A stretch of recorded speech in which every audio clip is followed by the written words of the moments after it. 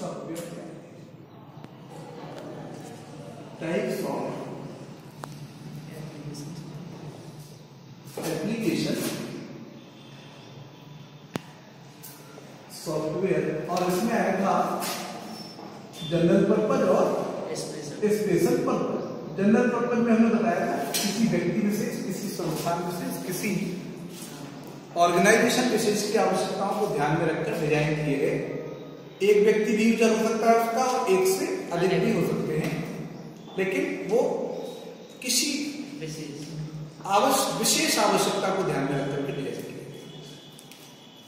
तो ऐसे को अपन ने बोला था जनरल, कुछ ऐसे ऐसे को बोला था स्पेशल पर्पज, और कुछ ऐसे थे जिनका प्रयोग कोई भी कंप्यूटर यूजर अपनी आवश्यकता के अनुरूप कर सकता है।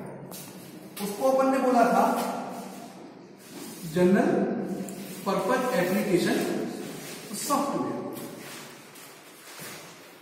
अब इसके बाद आता है प्रश्न कि हमने एप्लीकेशन सॉफ्टवेयर पढ़ा, हमने सिस्टम, इनके बीच कुछ अंतर होना चाहिए। है क्या अंतर है? पहला अंतर यह है कि जो आपका एप्लीकेशन सॉफ्टवेयर है वो यूजर के लिए, यूजर की आवश्यकताओं के लिए डिजाइन है। जो सिस्टम सॉफ्टवेयर है वो कंप्यूटर हार्डवेयर के लिए, कंप्यूटर हार्डवेयर की आवश्यकताओं के लिए डिजाइन किया गया है।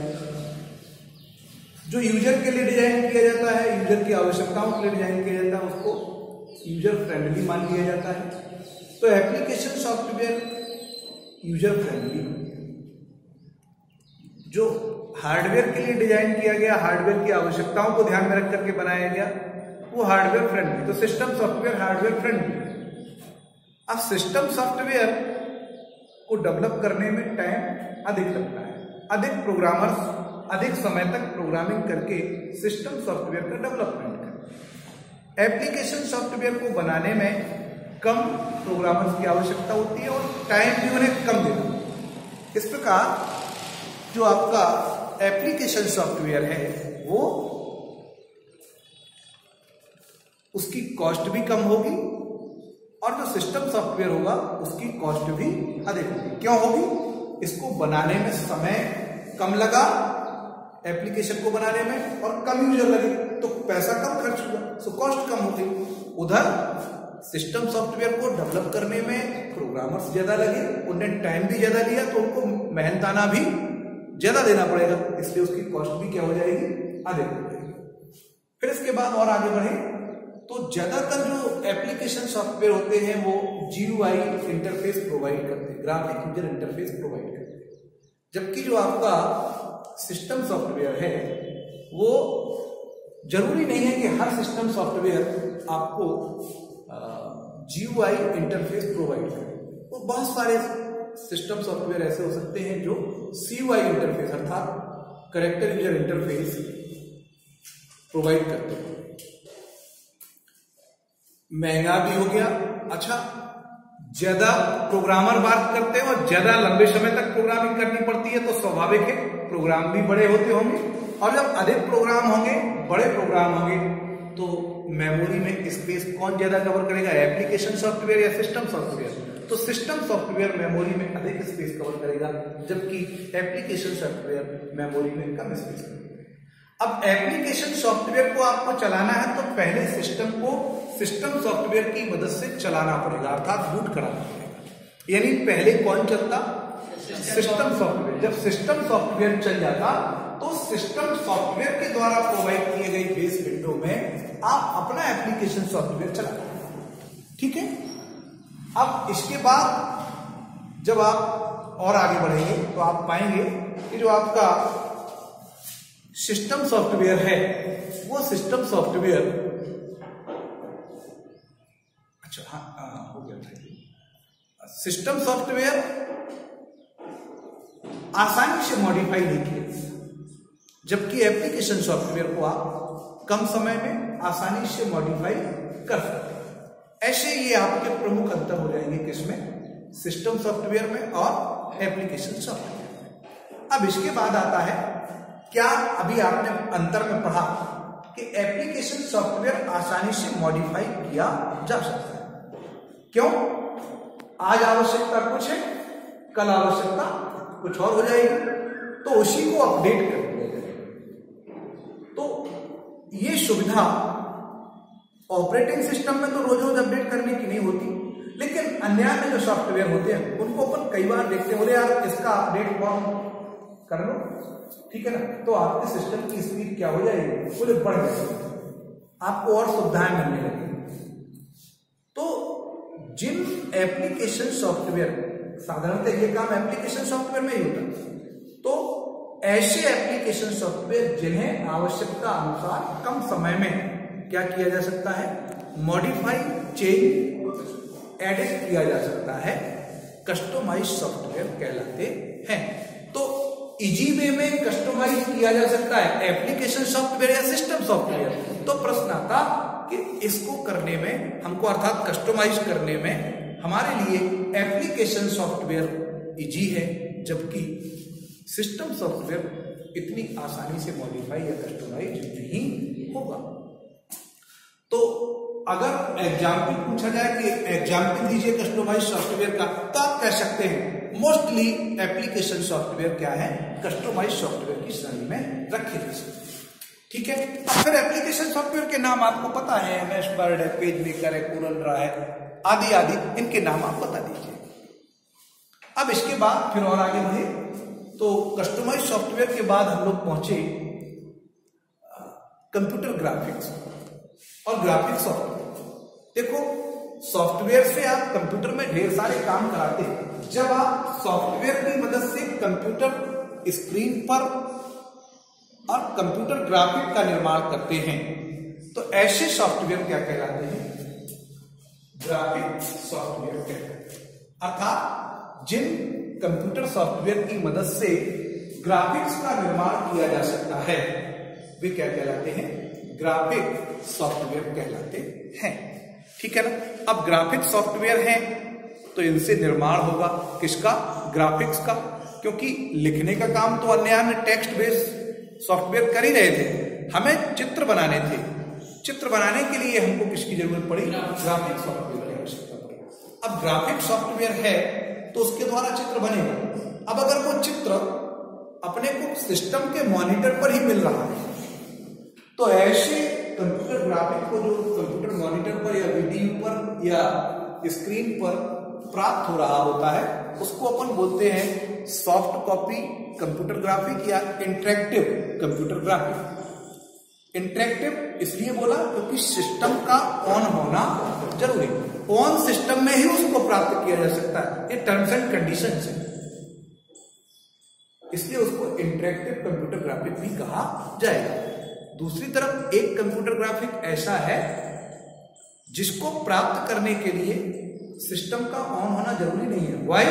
बिकॉज उसको हम पहले से ही पेपर पर प्रिंट करके रख सकते हैं। तो जो कंप्यूटर ग्राफिक अपने को पेपर पर प्राप्त होता है, पेपर मीडिया पर प्राप्त होता है, पेपर मीडिया को कभी कभी अपन लोग कहते हैं प्रिंट मीडिया, माने पहले से प्रिंटेड है, सूचना या खबर या कोई इंफॉर्मेशन प्रिंटेड फॉर्म में प्राप्त होती है, वो प्रिंट मीडिया है। तो अपन को यहाँ पे जब कोई कंप्यूटर ग्राफिक किसी पेपर पर प्रिंट प्राप्त हो जाता है तो उसको अपन क्या कहते हैं, हार्ड कॉपी कंप्यूटर ग्राफिक कहते हैं। और इस प्रकार के कंप्यूटर ग्राफिक को प्राप्त करने के लिए हमें किसी भी दशा में किसकी आवश्यकता नहीं होती है, सिस्टम को ऑन रखने की आवश्यकता नहीं होती। यानी सिस्टम के ऑफ रहते भी अगर कोई कंप्यूटर ग्राफिक प्राप्त किया जा सकता है तो वो कौन है, हार्ड कॉपी या सॉफ्ट कॉपी, हार्ड कॉपी।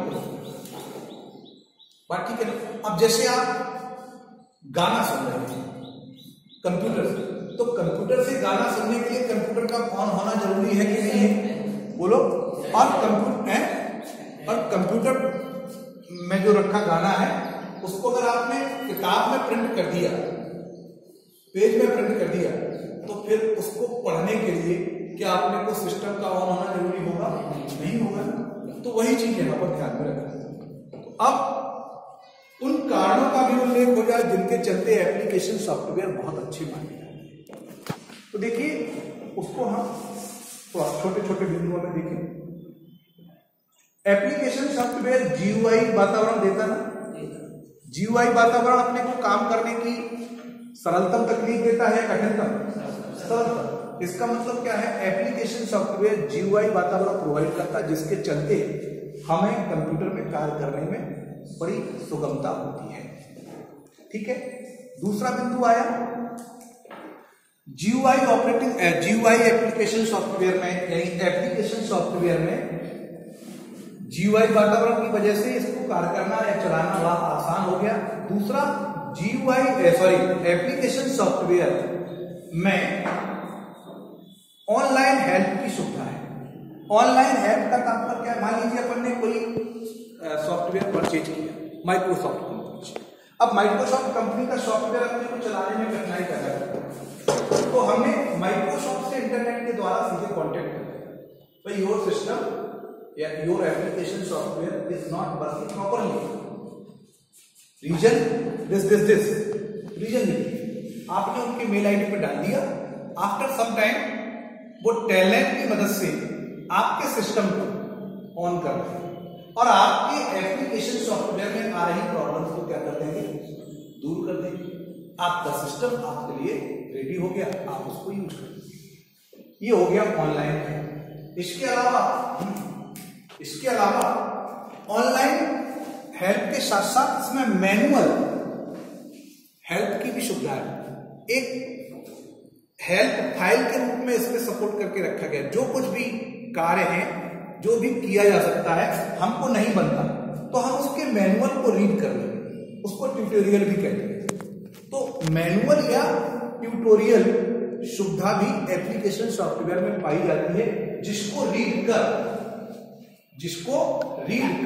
कोई भी कंप्यूटर यूजर उस एप्लीकेशन सॉफ्टवेयर की वर्किंग प्रोसेस को समझ सकता है।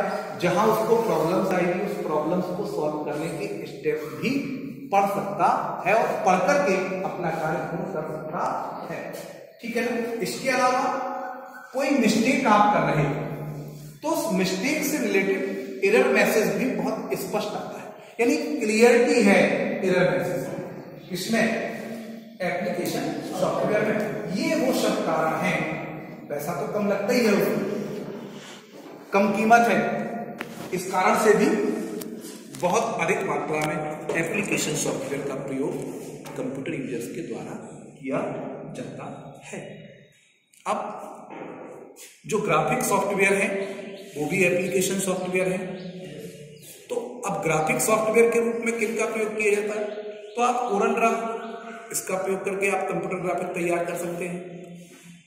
आप चाहो तो स्क्रीन पर तैयार कर लो, स्क्रीन के बाद उसको प्रिंट कर लो। यानी ग्राफिक सॉफ्टवेयर के द्वारा जो कंप्यूटर ग्राफिक मिलेंगे वो चाहे तो हार्ड कॉपी के रूप में हो, चाहे सॉफ्टवेयर। तो जिन भी आप कंप्यूटर ग्राफिक सॉफ्टवेयर का प्रयोग कर रहे हैं तो उनसे आप किसी भी प्रकार की कंप्यूटर ग्राफिक का निर्माण कर सकते हैं। ठीक है, कोरल ड्रा से आपने, इसी प्रकार पावर पॉइंट में भी स्लाइड बनाते हैं, स्लाइड में ऑब्जेक्ट लाते हैं, ऑब्जेक्ट क्लिप आर्ट या किसी और माध्यम से या आपके द्वारा किसी और जगह बनाकर उनको इंपोर्ट करके और आप अपने सिस्टम में प्रेजेंटेशन तैयार कर सकते हैं। पेंट क्या है, एक सबसे अच्छा और बच्चों के लिए कंप्यूटर के साथ इंटरेक्ट करने के लिए एक सबसे अच्छा सॉफ्टवेयर। माउस चला करके वो अपनी छोटी छोटी डिजाइन कलर वलर चेंज करके गोला गोला भर के और करते रहते हैं, वो पेंट सॉफ्टवेयर। वो भी अपना अलग बहुत अच्छा बना लेते हैं, लोग भी बना दिए, बना दिया और बढ़िया संगीत तैयार करते हैं। देखिए सर कितना अच्छा बना है, हाँ बहुत अच्छा है। उनको उससे माउस चलाने का अभ्यास होता है। ठीक है, उसके बाद फिर कैड। जब आप आगे बढ़ते हैं तो इंजीनियरिंग के क्षेत्र में जाते हैं तो मैकेनिकल इंजीनियरिंग वाले जो छात्र होते हैं उनको नक्शे आदि तैयार करने पड़ते हैं।